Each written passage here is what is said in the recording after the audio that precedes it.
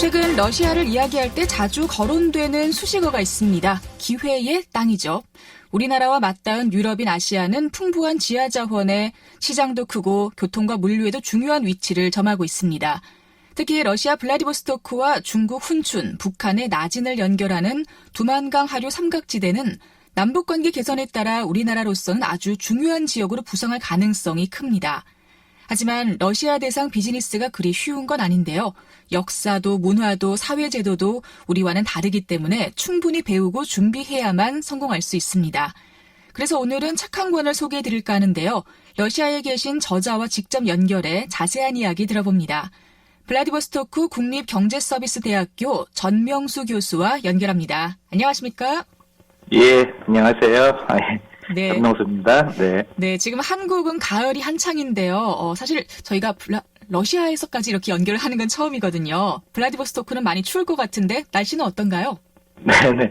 조금 추운 것 같습니다. 제법 요즘 쌀쌀한데요.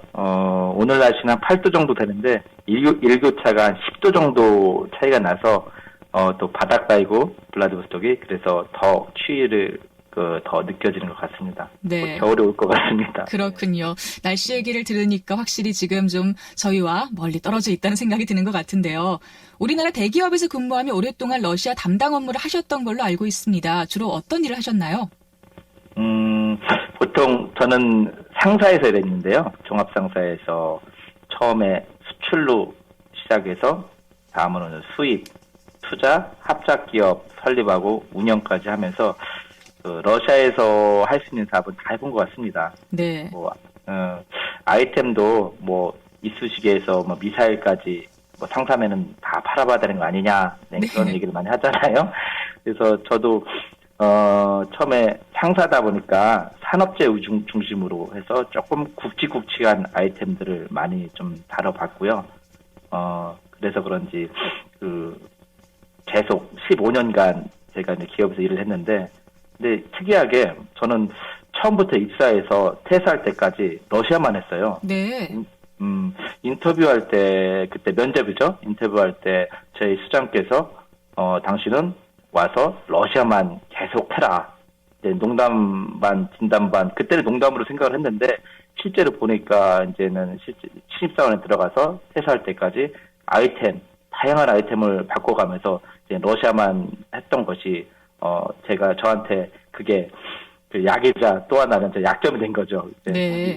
네. 이렇게 오랫동안 러시아를 담당해 오셨기 때문에 책 속에도 좀 풍부한 내용이 들어있을 것 같은데요. 어떤 책인지도 간략하게 소개를 해주실까요? 예. 보통 러시아 하면은 기회의 시장이기도 하지만은 좀 리스크도 그만큼 적지가 않습니다. 그래서 이제 부침이 심한 게 러시아 시장의 좀 약점인데요. 대부분의 우리나라 기업인 분들은 그냥 누군가의 이야기를 듣고, 그러니까 러시아 사람의 지인의 얘기를 듣고 사업을 시작한 경우가 많은데, 그러다 보면 실패하는 경우가 되게 많거든요. 그런 문제는 그런 분들이 다시 러시아를 문을 두들기느냐, 이제 그게 문제였죠.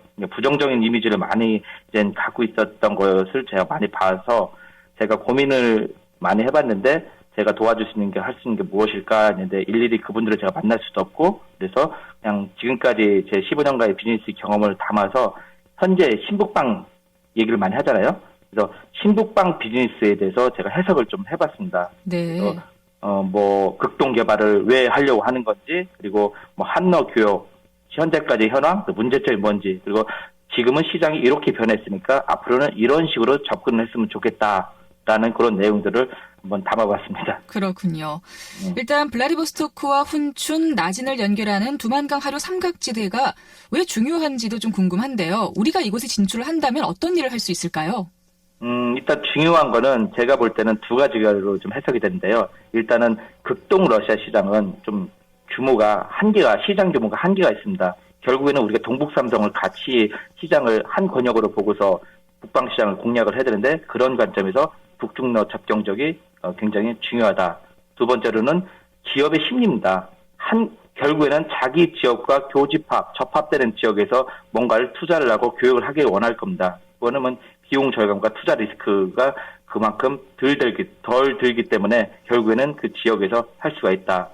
우선은 무역부터 활발하게 교육을 한 다음에 투자 사업을 좀 진행하는 게 더 적절해 보입니다. 그렇군요.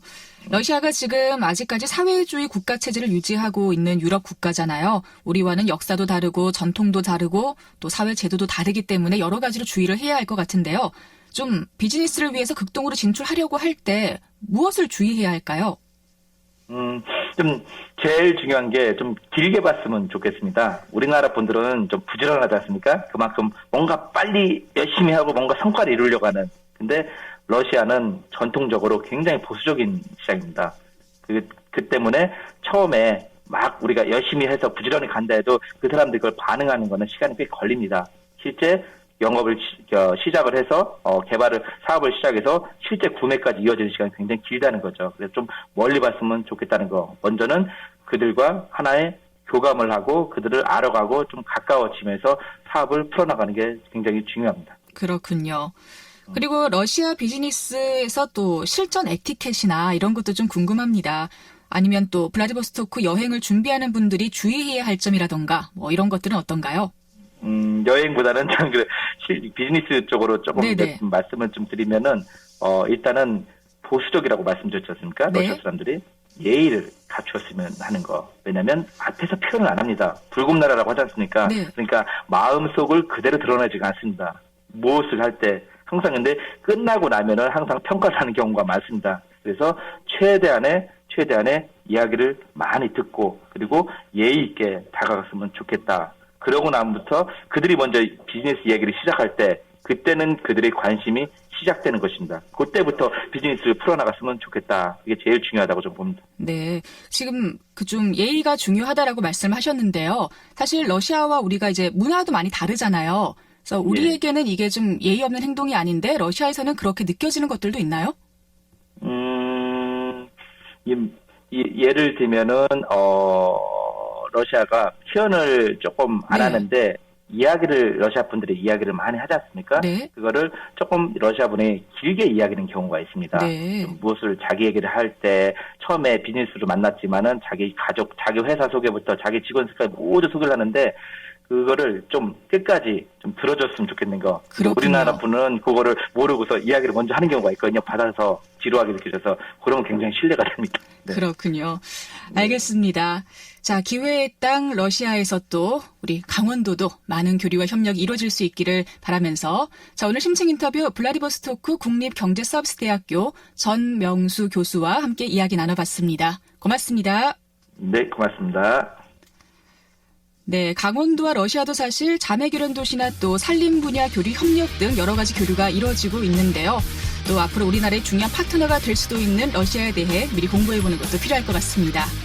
10월 28일 라디오 동서남북 오늘 순서 여기서 마치겠습니다. 저는 내일 다시 인사드릴게요. 고맙습니다.